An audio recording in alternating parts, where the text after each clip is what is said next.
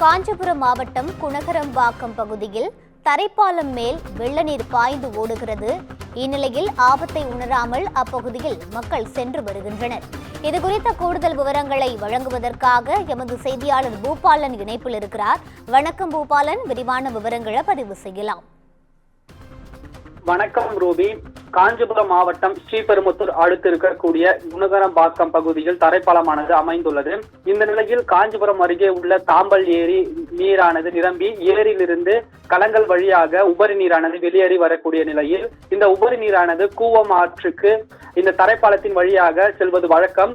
இப்பகுதி சுற்றி செல்லும்படிய எளிமையான கோட்டூர், இடையர்பாக்கம் என 10க்கும் மேற்பட்ட கிராமங்கள் உள்ளன. இந்த கிராமங்களில் உள்ள மக்கள் இந்த தரைப்பாலத்தின் வழியாக செல்வது வழக்கம். இச்சூழலில் நேற்று மாலை மற்றும் இரவு நேரங்களில் பெய்த கனமழையால் தாம்பல் ஏரி நிரம்பி கலங்கள் வழியாக செல்லும் உபரி நீர் அதிக அளவு செல்வதால் குணகரம்பாக்கம் தரைப்பாலத்திற்கு மேல் சுமார் 2 அடி உயரத்திற்கு நீரானது சீறி பாய்ந்து செல்கிறது. இதனால் அப்பகுதி முழுவதும் வெள்ள காட்டாய் காட்சியளிக்கிறது.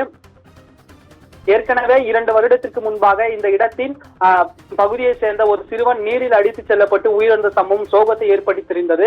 இதை மறந்து அதே பகுதியை சேர்ந்த மக்கள்கள் தரைப்பாலத்தில் மேல் நடந்தும் அதே போன்று இருசக்கர வாகனத்தில் மிகவும் ஆபத்தான முறையில் செல்வதை நம்மால் காண முடிகிறது.